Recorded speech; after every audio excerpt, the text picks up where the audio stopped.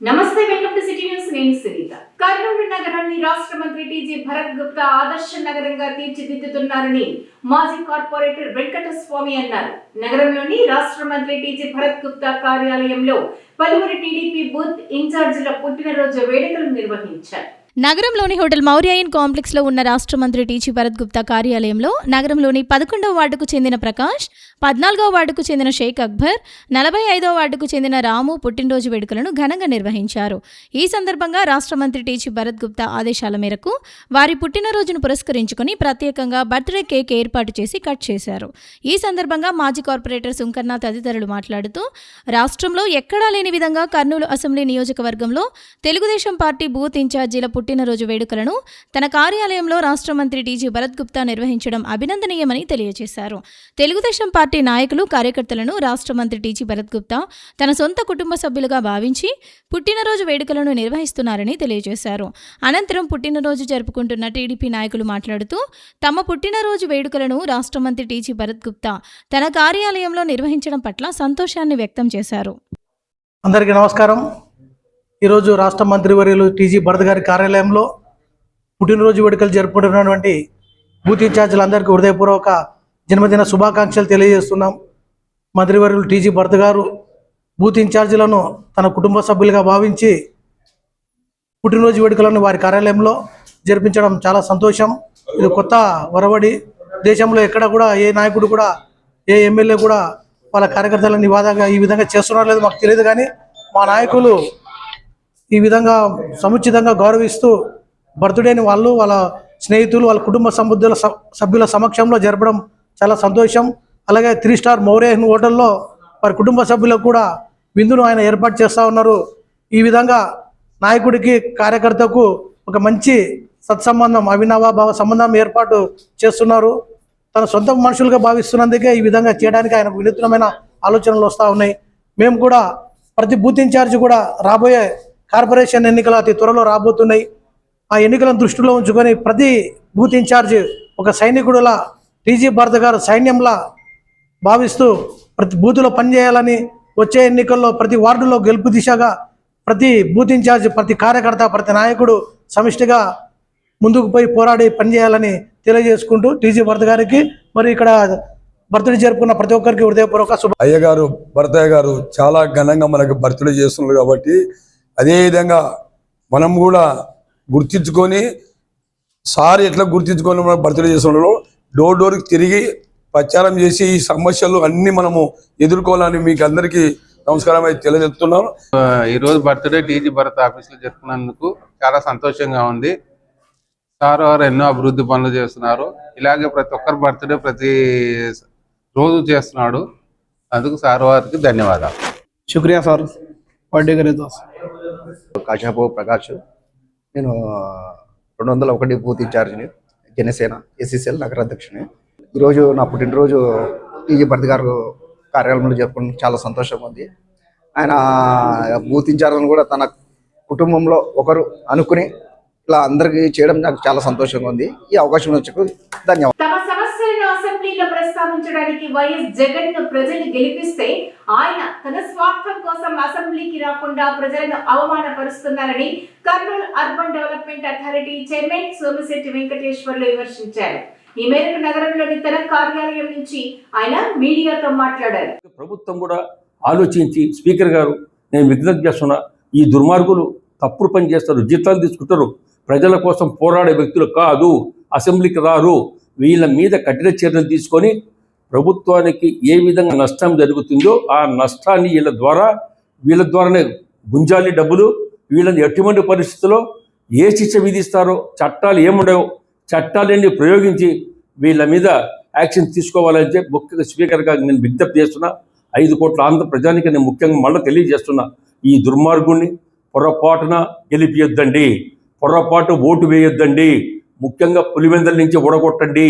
11 మంది ఇలా గెలిపిస్తే 11 మంది కూడా ఇలా దొమ్మ కొట్టే పరిస్థితి వచ్చింది అసెంబ్లీకి.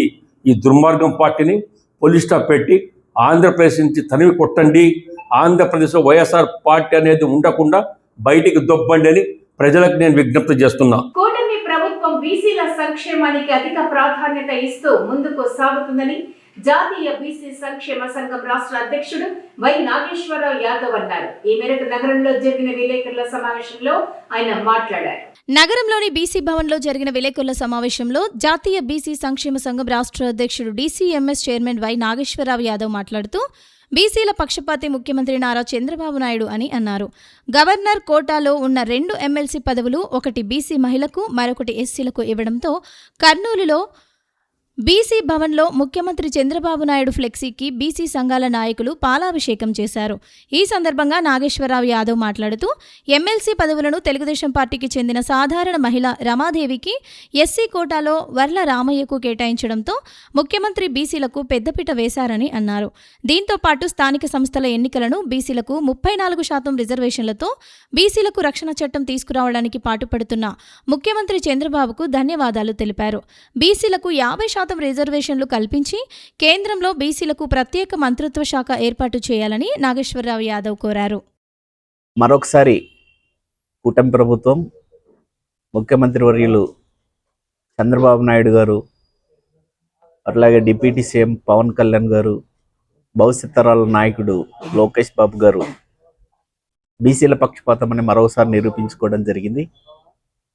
మరి మొన్ననే 10 రెసిడెన్షియల్ పాఠశాలలు ఇవ్వడం జరిగింది. అట్లాగే డైట్ ఛార్జెస్ కూడా పెంచడం జరిగింది. అన్ని జిల్లాల్లో బీసీ భవనాలను కూడా నిర్మాణాలు చేపట్టడం జరిగింది. మరి అట్లాగే 34% రిజర్వేషన్స్ని స్థానిక సంస్థల్లో తప్పకుండా అమలు పరుస్తామని మరి చర్చలు జరుగుతూ ఉన్నాయి ఒతుక్కు. మరి అట్లాగే బీసీల రక్షణ చట్టాన్ని కూడా కల్పిస్తామని కూడా మరి మేధావులతో చర్చలు జరుగుతూ ఉన్నాయి. మరి వీటికన్నికంటే ముఖ్యంగా ఈరోజు 2 బీసీ స్థానాలు, 2 గవర్నర్ కోటాలో ఎమ్మెల్సీ స్థానాలు ఉంటే వాటిని మరి ఒకటి సామాజిక పరంగా బీసీకి, ఎస్సీలకి కేటాయించడం నిజంగా బీసీలకి వాళ్ళకున్న ప్రేమ ఈ సందర్భంగా తెలియజేస్తూ ఉన్నారు. అందుకు జాతీయ బీసీ సంక్షేమ సంఘం తరఫున అట్లాగే డీసీఎంఎస్ చైర్మన్గా మరి పెద్ద ఎత్తున కృతజ్ఞత వందనములు తెలియజేసుకుంటున్నాను. మరి అలాగే ఏవైతే మా కోరికలు ఉన్నాయో, చిరకాల కోరికలు 34% తప్పకుండా అమలు చేయమని స్థానిక సంస్థల్లో, మరి అట్లాగే 50% చట్టసభల్లో రిజర్వేషన్స్ కల్పించమని, మరి అట్లాగే మహిళా బిల్లులో బీసీ మహిళలకు సబ్ కోటా తప్పకుండా ఏర్పాటు చేయమని, మరి అట్లాగే జనాభా నిష్పత్తి ప్రకారం కేంద్ర మంత్రిత్వ శాఖను ఏర్పాటు చేసి బడ్జెట్ని కేటాయించమని, మరి ఏదైతే బీసీలు ఉన్నారో బీసీ ఉద్యోగులకు ఎస్టీ ఎస్సీలాగా మరి ప్రమోషన్స్లో రిజర్వేషన్స్ కల్పించమని, మరీ ముఖ్యంగా క్రిమీ లేయర్ ఈరోజు ఎప్పుడో ఏర్పాటు చేసిన 8 లక్షల్ని ఇప్పటి వరకు కంటిన్యూ చేయడం అనేది చాలా దురదృష్టకరమైన విషయం. మరి దాదాపు 20 సంవత్సరాల కిందట మరి క్రిమీ లేయర్గా మరి ట్యాక్స్ 8 లక్షలకు పరిమితం చేయడం నిజంగా చాలా దురదృష్టకరం. మరి ఈరోజు రూపాయి విలువ ప్రకారం దాదాపు 20 లక్షల రూపాయలకి మరి ట్యాక్స్ కేటాయించాలి ఆదాయ పరిమితి. తప్పకుండా ఇది నెరవేర్చవలసిందిగా కేంద్ర రాష్ట్ర ప్రభుత్వాలకి మరి విన్నపం చేస్తూ ఉన్నాం. ఇవన్నిటిని ఒక్క కూటమి ప్రభుత్వమే మరి ఏర్పాటు చేయగలదనే ముఖ్య ఉద్దేశంతోనే బీసీలంతా కూటమి ప్రభుత్వం మీద నమ్మకంతో కూటమి ప్రభుత్వం మీద వెన్నెంట ఉండి నడిపిస్తూ ఉన్నారు. దయచేసి మరి మాకు న్యాయం చేయవలసిందిగా ఈ సందర్భంగా కోరుతా ఉన్నాను. అందరికీ నమస్కారం. ఈ రోజున జాతీయ బీసీ సంక్షేమ సంఘం ఆధ్వర్యంలో ఎన్డీఏ ప్రభుత్వానికి మరి బీసీ సమస్యల మీద స్పందిస్తున్న విధానానికి ముగ్ధులై ఈ రోజున పాలాభిషేక కార్యక్రమం ఏర్పాటు చేయడం అయింది. ముఖ్యంగా 2 ఎమ్మెల్సీ స్థానాలు ఉంటే గవర్నర్ కోటాలో, ఒకటి ఎస్సీ సామాజిక వర్గానికి, ఒకటి బీసీ సామాజిక వర్గానికి ఇచ్చి సామాజిక పరంగా మరి తెలుగుదేశం పార్టీ బడుగు బలహీన వర్గాల వైపు ఉన్నదనే సందేశాన్ని ఇచ్చినందుకు అభినందనలు తెలియజేస్తా ఉన్నాం. అలాగే 34% స్థానిక సంస్థల రిజర్వేషన్లు కూడా మరి శ్రీకారం చుట్టడం, దాన్ని ముందుకు తీసుకెళ్లే బాధ్యతని తెలుగుదేశం పార్టీ బీసీల పార్టీయే మరి బుధానేసుకోవడం అనేది చాలా సంతోషదగ్గ విషయం. వీటితో పాటుగా బీసీలకి రక్షణ చట్టం ఏదైతే ఉందో మరి ఆ రక్షణ చట్టాన్ని కూడా మరి ముందుకు తీసుకువెళ్ళడం మొట్టమొదటిసారిగా ఆంధ్రప్రదేశ్లోనే జరుగుతుంది. కాబట్టి దాన్ని కూడా బీసీ సంక్షేమ సంఘం, జాతీయ బీసీ సంక్షేమ సంఘం స్వాగతిస్తూ ఉంది. ముఖ్యంగా అన్నగారు చెప్పినట్టు క్రిమిలేయర్ 20 ఏళ్ల క్రితం ఉన్నటువంటి 8 లక్షలని ఇప్పుడు పెరిగినటువంటి దామాషా ప్రకారం 20 లక్షలకు పెంచాలనేది కూడా మరి మేము ప్రధాని నరేంద్ర మోడీ గారి దృష్టికి మరి జాతీయ స్థాయిలో తీసుకెళ్తామని తెలియజేస్తూ ఈరోజు తెలుగుదేశం పార్టీ మరొక్క మారు బీసీల పార్టీ అని చెప్పేసి రుజువైంది. ఇప్పుడు బీసీలకు న్యాయం చేయాలన్నా, బీసీలకు రాజకీయంగా, ఆర్థికంగా, సామాజికంగా న్యాయం జరగాలంటే ఒక్క తెలుగుదేశం పార్టీతోనని చెప్పేసి మళ్ళీ ఒకసారి రుజువైంది. దానికి నిదర్శనంగానే అనంతపురంలో రమాదేవి అని చెప్పేసి వడ్డేరు కులానికి చెందిన క్లస్టర్ ఇన్ఛార్జిగా పనిచేస్తున్నారు. లాస్ట్ టైం కార్పొరేటర్గా పోటీ చేసి ఓడిపోయారు. పార్టీకి అహర్నిశలు పనిచేసిన రమాదేవిని తెలుగుదేశం పార్టీ గుర్తించి ఈరోజు గవర్నర్ కోటాలో ఎమ్మెల్సీగా పంపించడం హర్షించదగ్గ విషయం. బీసీలందరూ కూడా ముఖ్యమంత్రి చంద్రబాబు నాయుడు గారికి ధన్యవాదాలు తెలియజేస్తున్నాము. అదేవిధంగా వర్ల రామయ్య గారు, ఆయన పార్టీకి ఎనలేని సేవలు చేసినారు. ఎస్సీ సామాజిక వర్గం చెందిన వారు, వారికి కూడా గవర్నర్ కోటాలో ఎమ్మెల్సీకి పంపించడం కూడా హర్షించదగ్గ విషయం అని చెప్పేసి ధన్యవాదాలు తెలియజేస్తున్నారు చంద్రబాబు నాయుడు గారికి. మానవతా స్వచ్ఛంద సేవా సంస్థ మహిళా విభాగం ఆధ్వర్యంలో మరిన్ని సేవా కార్యక్రమాలు నిర్వహిస్తామని సంస్థ ప్రతినిధులు తెలియజేశారు. నగరంలో ఇటీవల వివాహం చేసుకున్న రవి, స్వాతి దంపతులకు వారు ఆర్థిక సహాయాన్ని అందజేశారు. నగరంలో ఈ నెల 15వ తేదీ వివాహం చేసుకున్న స్వాతి, రవి అనే నూతన పేద దంపతులకు మానవతా స్వచ్ఛంద సేవా సంస్థ మహిళా విభాగం ఆధ్వర్యంలో ఆర్థిక సహాయంతో పాటు వస్త్రాలను పంపిణీ చేశారు. ఈ సందర్భంగా జరిగిన కార్యక్రమంలో తెలుగుదేశం పార్టీకి చెందిన మహిళా విభాగం నాయకురాలు కళ్యాణితో పాటు మానవతా స్వచ్ఛంద సేవా సంస్థ మహిళా విభాగం ప్రతినిధులు పాల్గొన్నారు. ఈ సందర్భంగా వారు మాట్లాడుతూ మానవతా స్వచ్ఛంద సేవా సంస్థ ఆధ్వర్యంలో నగరంలో అనేక సేవా కార్యక్రమాలను నిర్వహిస్తున్నామని వెల్లడించారు. ఇందులో భాగంగానే మానవతా స్వచ్ఛంద సేవా సంస్థ మహిళా విభాగం ఆధ్వర్యంలో పేద జంటకు ఈ ఆర్థిక సహాయం పంపిణీ కార్యక్రమాన్ని నిర్వహించామని వివరించారు.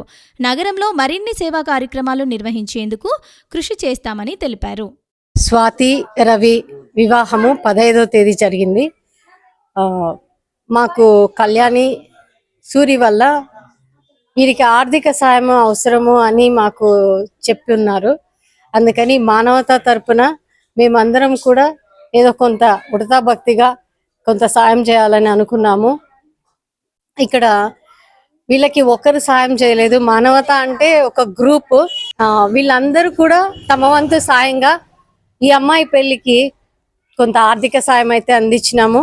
మేము ఇట్లా రావడం, వీళ్ళని కలుసుకోవడం, అమ్మాయిని ఆశీర్వదించడం మాకందరికి చాలా సంతోషం అనిపించింది. స్వచ్ఛంద సేవా సంస్థ నుంచి మరో మంచి కార్యక్రమంలో మేము పాల్గొంటున్నాము. పాపకి ఆర్థికంగా సాయం చేయాలని ఒక చిన్న మాకు వాయిస్ మెసేజ్ మా మేడం గారు పెట్టిన వెంటనే మా మాతృమూర్తులు ఒక్కొక్కరు అందరూ వాళ్ళకి తగిన సహాయం ఒక్కొక్కరు వేయడం జరిగింది. ఒకరు చీర అంటే, ఒకరు వెండి అంటే, డబ్బులు అంటే వాళ్ళకి ఏ తగిందో అందరు ఇచ్చినారు. మాకు ఇక్కడికి వచ్చిన తర్వాత నిజంగా మా సొంతం వాళ్ళు మా ఇంట్లోనే పెళ్లి జరుగుతున్నట్టుగా అనిపించింది. మాకు చాలా సంతోషంగా ఉంది. దీంట్లో మా భాగం కూడా ఉన్నందుకు మాకు చాలా అదృష్టంగా భావిస్తున్నాము. మానవతా తరపున ఇక్కడికి వచ్చామండి. కానీ ఇది ఇక్కడ వీళ్ళకి అవసరం అని చెప్పిన వాళ్ళకి థ్యాంక్స్ చెప్పాలి ఫస్ట్. ఇలా బీద స్థితిలో ఉన్నారు అనేది అంటే ఇవి జరుగుతుంటాయి కానీ మా దాకా రాలేదు కదా. ఇప్పుడు మీరు మా దాకా తెచ్చారు. మేము ఓన్లీ మనం మానవతలో పెట్టలేదండి, ఓన్లీ ఫ్రెండ్స్గా కిట్టీలో పెట్టుకున్నాము. ఇలా తలా ఒకటి తీసుకొని వచ్చాము. కానీ ఇంత మంచి కార్యము పిల్లల్ని ఆశీర్వదించడం చాలా హ్యాపీ అనిపిస్తుంది. ఇలాంటి మంచి మంచి కార్యక్రమాలు ఇంకా ముందు కూడా చేయాలనుకుంటున్నాం.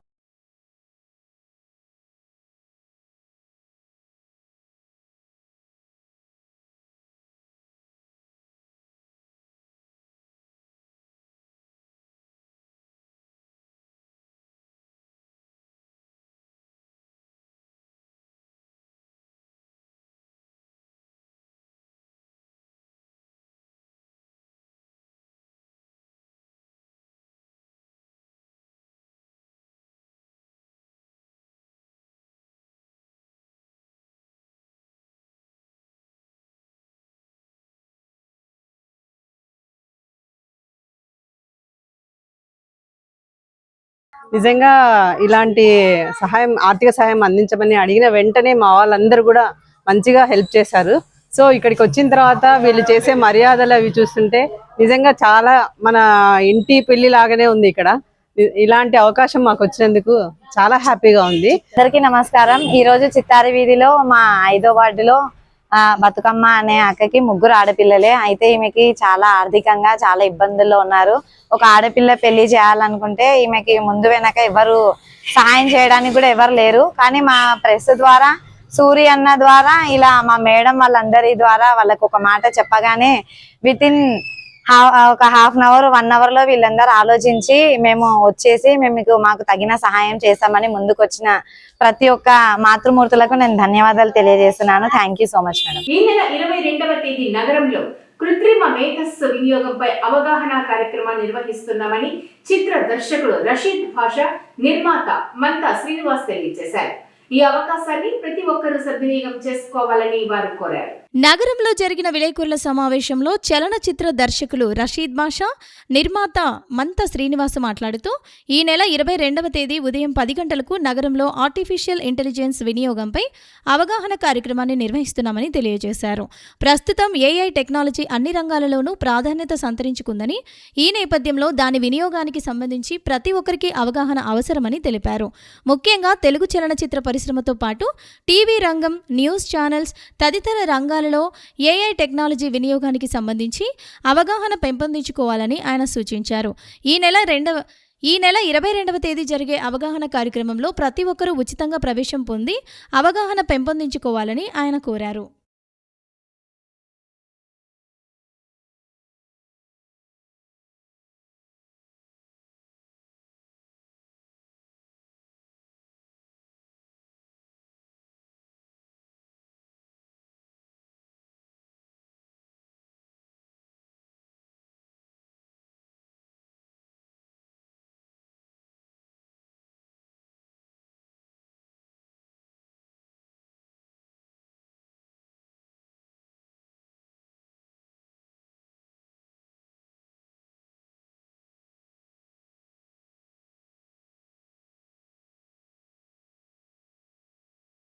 గా ఏఐ టెక్నాలజీ అన్నది బాగా వాడుకలో ఉంది అండ్ ఎక్కువగా ఉపయోగపడుతుంది.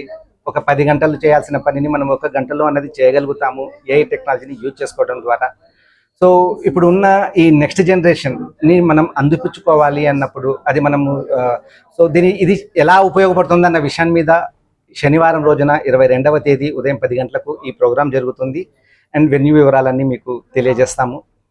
సో ఈ ప్రోగ్రామ్ ఎవరికి ఉపయోగపడుతుంది అంటే సినిమా ఇండస్ట్రీకి సంబంధించిన వాళ్ళైనా సరే, టెలివిజన్ రంగానికి సంబంధించిన వాళ్ళైనా సరే, లేదా న్యూస్ ఛానల్ ఎవరైనా సరే.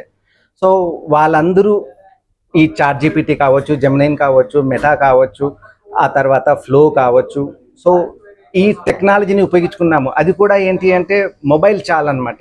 ఇంతకుముందు ఏదైనా షూట్ చేయాలి అంటే కెమెరా కావాలి, ఆర్టిస్టులు కావాలి, మేకప్ కావాలి, స్టూడియో కావాలి, ఇవన్నీ అవసరం అయ్యేటివి. ఇవేమీ అవసరం లేకుండా వర్చువల్గా మనం ఏం క్రియేట్ చేయొచ్చు అనే విషయాన్ని నేను ట్రైనింగ్ ఇవ్వబోతున్నాను.